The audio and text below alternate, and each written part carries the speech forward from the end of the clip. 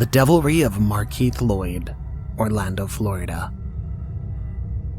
Sometime in December 2016, a heinous crime was committed by a man named Markeith Lloyd. In the heat of an argument, he whipped out a gun and shot his pregnant ex-girlfriend. Reports say that the argument was about whether or not to keep or abort the baby. The manhunt by Orlando police yielded very little fruit, as Markeith was nowhere to be found until the 9th of January. On this inauspicious day, Lieutenant Deborah Clayton found herself shopping from the same Walmart as the fugitive, Markeith. Watch as they both walk into the Walmart at Princeton Avenue 15 minutes apart. First, Markeith walks in, then Deborah arrives minutes later. In the beginning, there's no intersection on their paths. They navigate the store, grabbing the supplies they needed without crossing.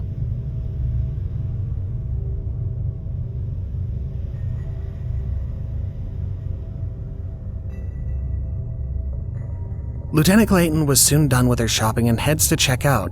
Lloyd does the same but on a different counter, and once more they avoid an intersection.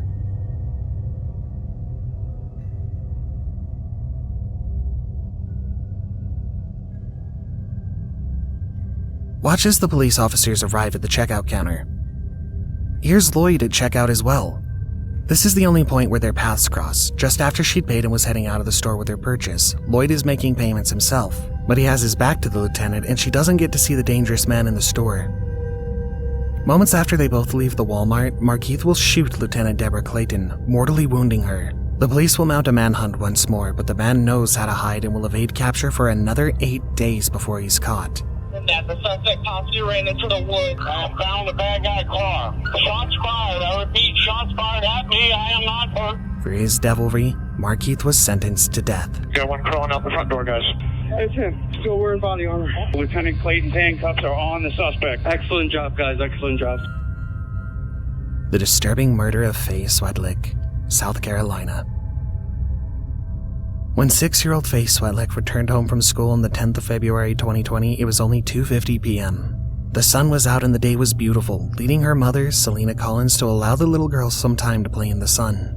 That will prove to be a fatal mistake, as the little girl was nowhere to be found an hour later. What happened to her? Here's Cody Taylor, the man believed to have abducted and killed little Faye.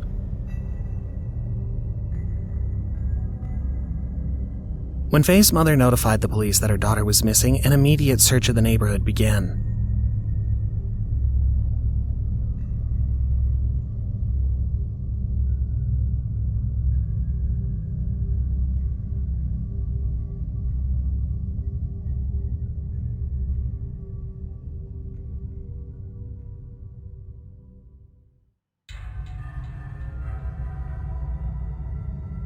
It wasn't just the outdoors. The homes of the neighbors were searched as well, including the home of Cody Taylor, who became the main suspect in Faye's disappearance.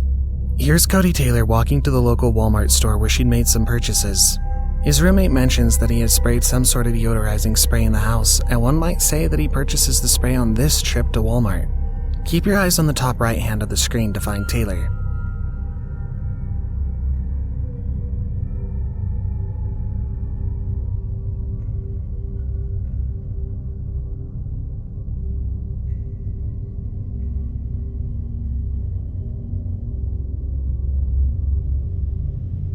By the time Taylor was walking to Walmart, he had already murdered Faye and left the victim in a laundry bag in his home.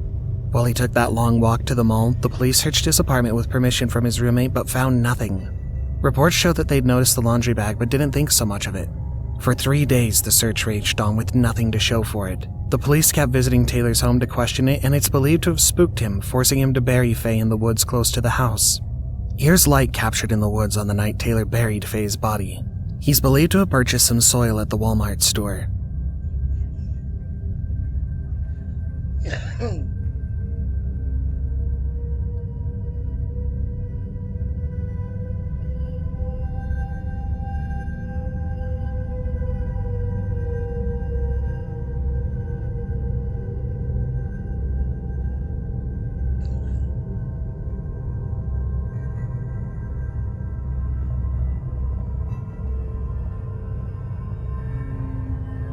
Again, you can see Taylor spending some time in the woods just after he returned from the mall.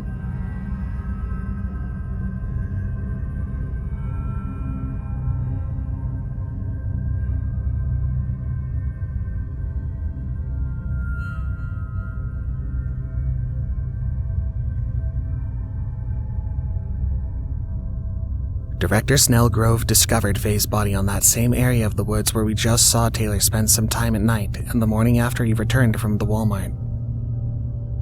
To this day, nobody knows why Taylor did it. By the time the police returned to question him, he had stabbed himself in the neck. Active shooting at a Walmart store, Sevierville, Tennessee. Shooting incidents are rampant. Oftentimes it all happens so quickly and the cops don't have the slightest chance of stopping the mayhem. In this case, the cops got a heads up and reacted immediately, riding hard to the location, a Walmart store in Tennessee. It was December 23rd, 2020, and the air was alive with the smell of Christmas and the possibility of snow. The officers are on hyper alert from the moment they get the call, and as they arrive at the scene, they're immediately at the heart of the issue, rushing into the Walmart to ensure that the people inside are safe. Their direct approach is so because a Walmart employee explained that the possible shooter had gone out back, otherwise we would have witnessed a more measured approach. With the threat level low, the first thing is to make sure they get the people in the store to safety, and the officers quickly discuss before getting right to it. Clothing description again. Copy. Clothing description, black male, white shirt, khaki pants. 300, do you copy? Benedict will be holding the grocery side inside. Tinker is holding outside. County is holding general merchandise. Units are going to start clearing the building.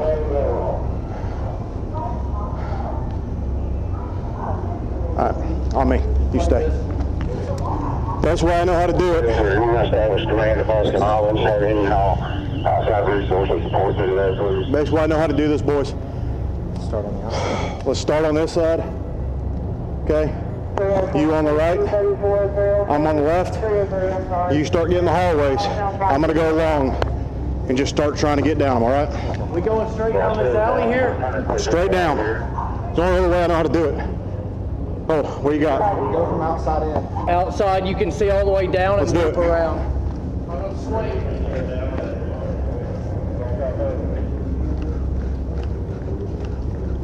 We need to clear this.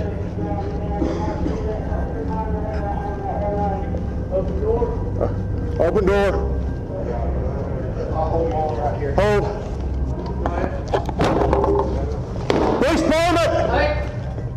Kids and other shop owners are escorted out of the mall carefully. Hey guys, come on. Hey, we're here, come on. It's okay. These are police officers, okay? Good job, guys. All right. Some children were hiding for dear life, and it gives your heart a painful pang when you see their fear. Police department! You're good, you're good. Come on. Come on. What is this thing doing? You're recording. Oh, wait a minute.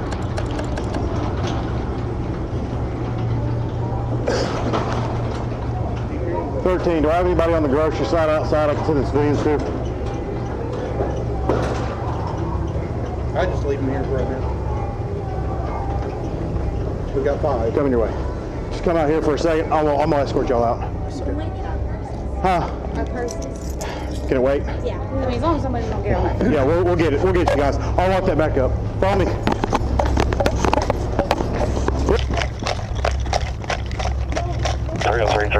I got Llewellyn and a 4-man element from GPS. I'm right behind you. To get the civilians out there, so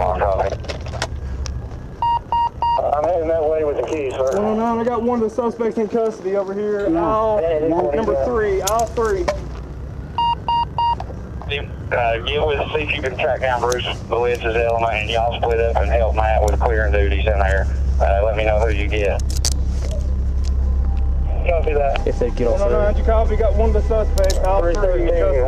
Unit 10 Walmart, be advised, I'm making my way from the electronics up to the hairstyle to get the civilians out. Here, you got anything on you? 6-2, we got one of the suspects on the outdoor living side. We have one in custody as of right now. 10-4. Ryan, when you get the civilians cleared out. Robbie, detail somebody to get that suspect. 10-4.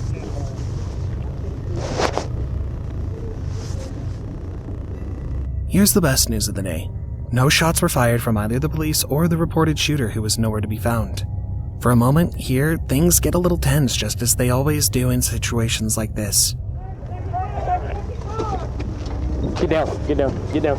Get down. Get down. Get down. Hey, go get out! Get out! Get out! One at a time. So we can see them. One at a time. Put your hand up. Got kids with getting out. We got Second suspect is custody over here. Thank you. Where's the gun at, bro? We have sheriff's department down there. We're on inside. You're fine, you can say. Oh, in the car? Hey, gun's inside the car somewhere. Your heart will break when you see the man at the end frantically texting on his phone to let his family know that he's okay. We got another 4 people on their way. They'll be here just a second. The Curious Case of Zachariah Anderson, Wisconsin. On May 17, 2020, Rosalio Gutierrez Jr. was beaten to death with a blunt object. Rosalio's only crime was getting into a relationship with one Zachariah Anderson's ex-girlfriend. Jealousy is a common motive in most relationships, but when it comes to Zachariah Anderson, jealousy takes on a whole new meaning. Here's a clear view of him. Before this, Zachariah had stalked Rosalio, his jealousy taking over until that eventful day when he murdered Rosalio in his home. In the footage, you can see Zachariah stopping at a Wisconsin Walmart the day after the murder. He's come to pick up some supplies, and what he picks up will alarm you. Watch him arrive at Walmart. His purchases are suspicious. 2 boxes of garbage bags, gloves, and Clorox wipes, all of which he's alleged to have used in cleaning up the murder scene. Watch him as he picks up these innocent supplies meant for evil harm.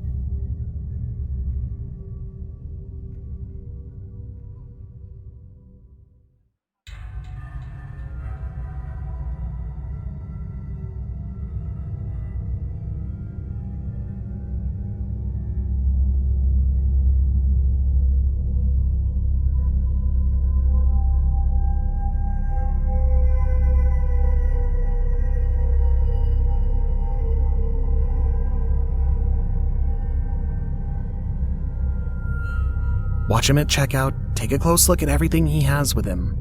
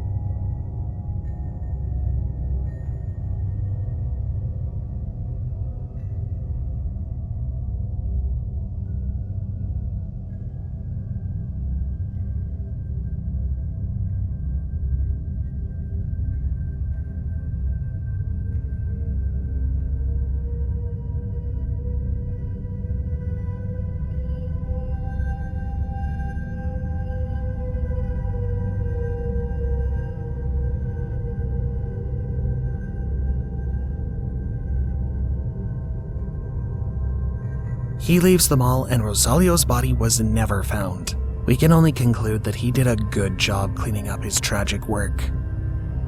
If you've made it this far, consider subscribing to our channel before we move on to the final clip for today. We post 2 new videos each week showcasing real-world dangers and crime, keeping you informed about what's happening out there.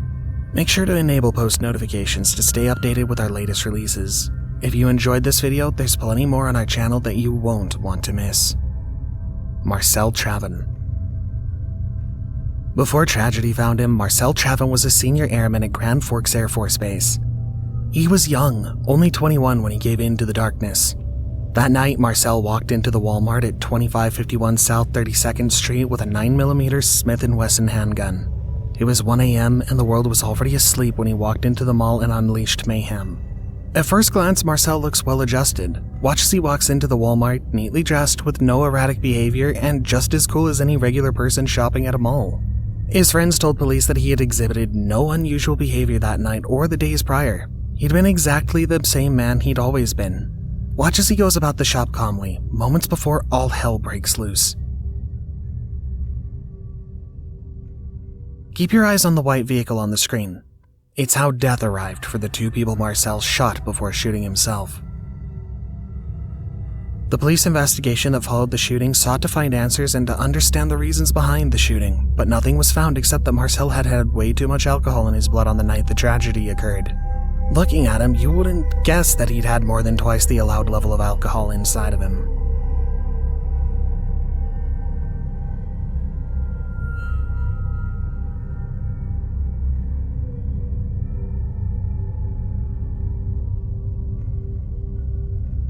The police have still not discovered any motive behind Marcel's behavior, and eventually they had to close the case. What theories do you have about why this may have happened?